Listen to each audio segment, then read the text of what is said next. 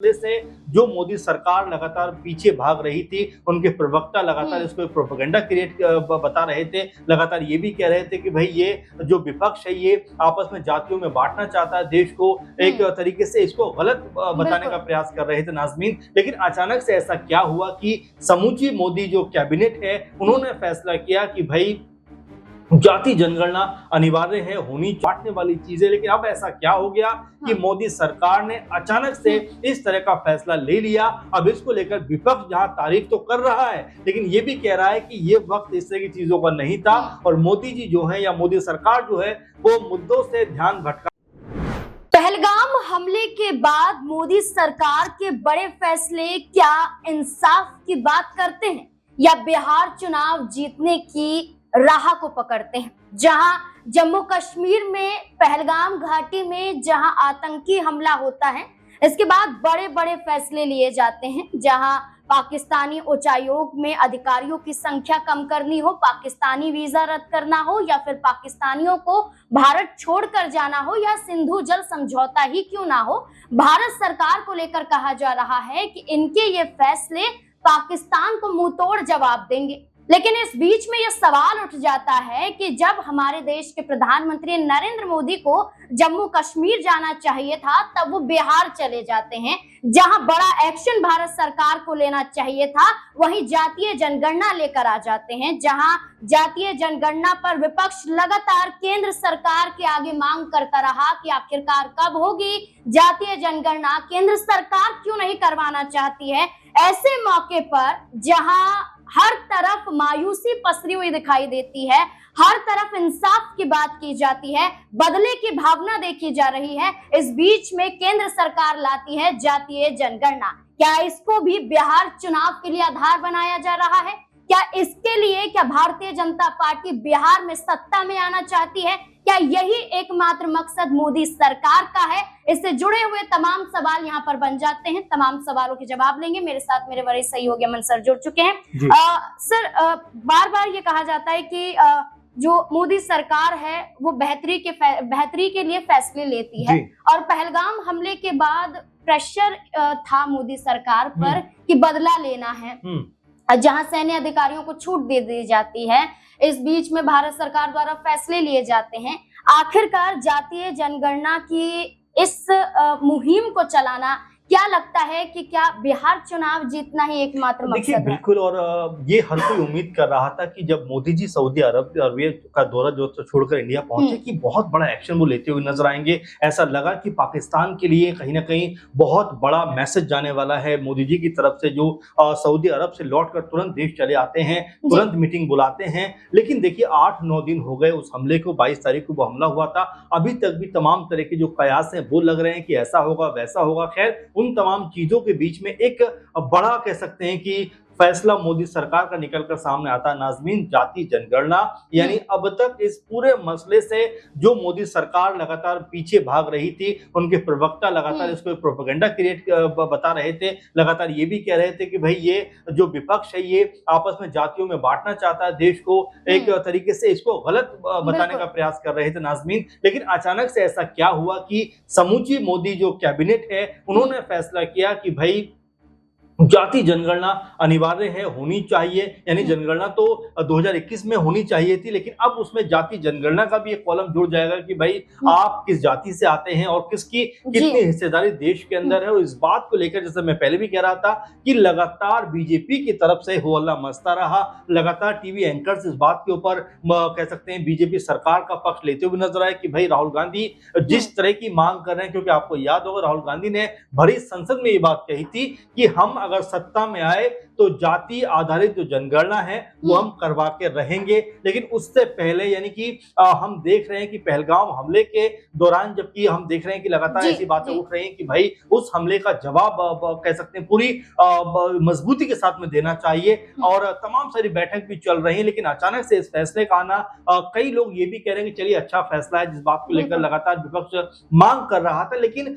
अचानक से इस वक्त जबकि लगातार टेंशन का माहौल है, देश लगातार ये मांग कर रहा है कि पाकिस्तान को सबक सिखाया जाना चाहिए और तमाम तरह की कह सकते हैं कि इस हमले के ताल्लुक में तमाम लोग अपने विचार विमर्श रख रहे हैं। उस बीच में जाति आधारित जनगणना की बात निकलकर सामने आना क्या संदेश देना चाहती, जिस तरह से आपने भी कहा कि क्या ये कोई पॉलिटिकल मंशा के तहत किया गया है, क्या जो बिहार चुनाव बिल्कुल ठीक सामने है, 4-5 महीने के बाद चुनाव है, क्या उस चुनाव को मद्देनजर रखते हुए किया गया है? तो अब ये सवाल कहीं ना कहीं पूछे जा रहे हैं, क्योंकि जनगणना तो होना अनिवार्य है। 1800 कुछ से 81 से आई थिंक जनगणना हो रही है और अब तक लगातार होती आ रही है। 2021 में कोरोना और तमाम चीजों की वजह से जनगणना नहीं हो पाई जो 2026 में होनी है। लेकिन अब यहाँ पर यह सवाल उठ जाता है कि जाति आधारित जनगणना जिसकी खुद पक्षधर बीजेपी नहीं थी और तमाम लोग उनकी पार्टी के ये कह रहे थे कि भाई ये सब जो चीजें हैं ये ध्यान भटकाने वाली चीजें हैं, कहीं ना कहीं समाज को बांटने वाली चीजें। लेकिन अब ऐसा क्या हो गया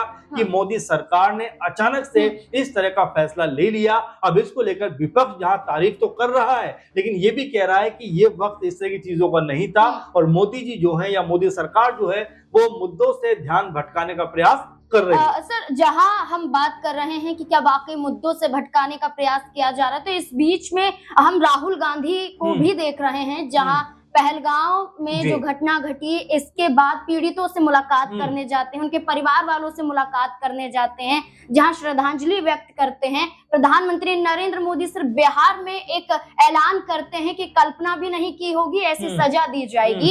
ये ऐलान कर देने से क्या इंसाफ मिल जाएगा? इस बीच में राहुल गांधी ने आरक्षण को लेकर भी कई बड़े यहाँ पर दावे किए थे, लेकिन जो जातीय जनगणना है इस पर उन्होंने ये कहा है कि उनकी मांगे हैं केंद्र सरकार के सामने, विपक्ष की मांगे हैं कि जो ओबीसी का दायरा है उसको बढ़ाया जाए, जहां अब तक 27% के करीब ओबीसी यहाँ पर पाए जाते हैं।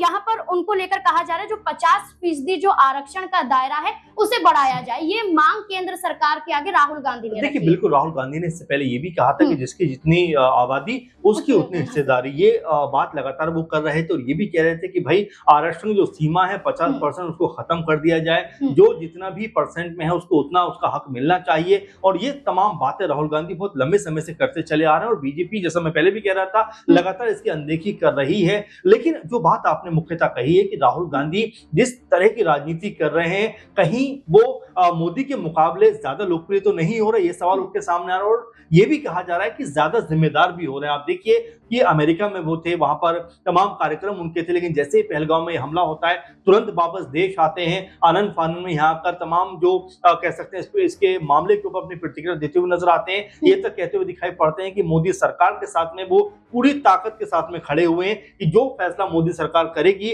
उसके साथ में वो हैं, क्योंकि जिन्होंने हमला किया है उनको करारा सबक मिलना चाहिए। इसके बाद श्रीनगर पहुंच जाते हैं, वहां जाकर पीड़ितों से मुलाकात करते हैं। अभी कल जो है कानपुर जाकर जो सौरभ द्विवेदी है उनकी भी जिस तरह से हत्या हो गई तो उनकी पत्नी से जाकर मुलाकात करते हैं। तो ये हर कोई अब कह रहा है कि राहुल गांधी की जो छवि है वो अपने आप में बहुत मजबूत हो रही है, लोगों से जाकर मिलना, और देखिए बिना डरे मिलना, क्योंकि आप देखिए पीएम मोदी की हिम्मत अभी तक नहीं हुई है कि जो है पहलगांव जाएं या किसी पीड़ित से मुलाकात करें। लेकिन मणिपुर भी राहुल गांधी गए थे।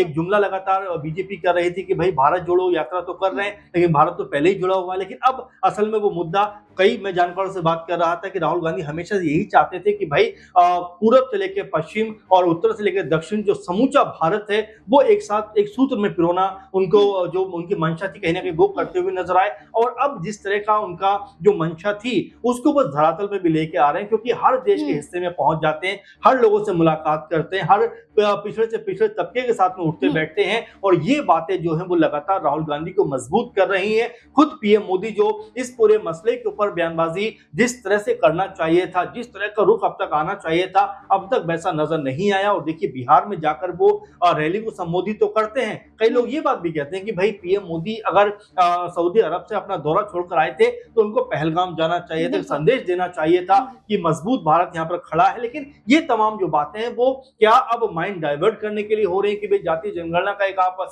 उद्धव ठाकरे गुट की तरफ से एक बयान सामने आता है जहां ये कहा जा रहा है प्रियंका चतुर्वेदी के जरिए कि भारत को तोड़ने का काम किया जा रहा है, जातियों में बांटने का काम किया जा रहा है। यही भारतीय जनता पार्टी पहले खुद जातीय जनगणना के सहमत में नहीं थी, जैसा आपने कहा। अब इसे लाने का मकसद एक बार फिर से भारत को अलग थलग करने का है। इसको लेकर आप क्या कहेंगे? देखिए हर पार्टी का अपना ओपिनियन है और जाहिर बात है पार्टी रखती हुई नजर आएगी, लेकिन महत्वपूर्ण बात यह कि जो बीजेपी अब तक इस बात के ऊपर स्टैंड ले रही थी कि भाई जातियों में बांटना चाहते हैं, अलग समुदाय में लेकर जाना चाहते हैं, अब वो इसके ऊपर क्या कहते हुए नजर आएंगे। आपको याद होना चाहिए जब कृषि कानून आया था, 3 कृषि कानून जो थे उसको लेकर जब पारित किया गया, बहुत महिमा मंडन हुआ, तमाम जो बीजेपी के नेता थे वो उछल उछल के इसकी तारीफें किया करते थे, लेकिन आखिरकार किसानों ने जिस तरह का आंदोलन किया उसके बाद बीजेपी को वो कानून वापस लेने पड़े। तब भी ये सब लोग उसकी तारीफ कर रहे थे कि भाई देखिए मोदी जी का मास्टर स्ट्रोक है। तो ये वही चीज हो जाती है कि जब आप जब तक उसके खिलाफ होते हो या सरकार उसके खिलाफ होती है, सब लोग एक सुर में होते हैं, लेकिन जैसी सरकार समर्थन में आती है फिर सब समर्थन में आ जाते हैं। तो कुल मिलाजुला कर देखा जा रहा है कि ये पूरा मामला है कहीं ना कहीं डाइवर्ट करने का मामला है, कहीं ना कहीं थोड़ा सा इसको अलग अंदाज में पेश करने का मामला है, क्योंकि इसको पेश किया जाना चाहिए था, पास किया जाना चाहिए था, लेकिन मेरे ख्याल से ये वो वक्त नहीं है जब हम जाति आधारित जनगणना के ऊपर बात करें। हमें बात करना चाहिए कि पाकिस्तान को कैसे मुंह तोड़ जवाब देना है। 25-26 जो जाने निर्दोष गई हैं हमारे यहाँ पे, उनका बदला हमें कैसे लेना है। तो ऐसे में यही बात निकल कर सामने आ रही है। तमाम मीडिया भी ये बात कहता हुआ नजर आ रहा है, तमाम पॉलिटिकल जानकार भी ये बात कहते हुए नजर आ रहे हैं कि कहीं ना कहीं मुद्दे से भटकाने का काम मोदी सरकार करती हुई नजर आ रही है। बिल्कुल मुद्दों से भटकाने का काम, क्योंकि जहां देश भर में आक्रोश है कि आतंकी हमला हो जाता है और इसके बाद पाकिस्तान से कब बदला लेगी भारत सरकार, ये मांगे उठ रही हैं। इस बीच में जातीय जनगणना का फैसला ले लेना कहीं ना कहीं दर्शाता है क्या राजनीतिक रोटियां सेकने के लिए ही सिर्फ केंद्र में बैठी भारतीय जनता पार्टी सिर्फ आम जनता का इस्तेमाल करती है। जातीय जनगणना के आधार पर क्या बिहार में सिर्फ चुनाव जीतना चाहती है, या इसके आधार पर कोई और बड़ी रणनीति भारतीय जनता पार्टी तैयार कर रही है? इस पूरे मुद्दे को लेकर आपको क्या लगता है? अपनी राय कमेंट सेक्शन में जरूर दें। देखते रहे SPN9 न्यूज। धन्यवाद।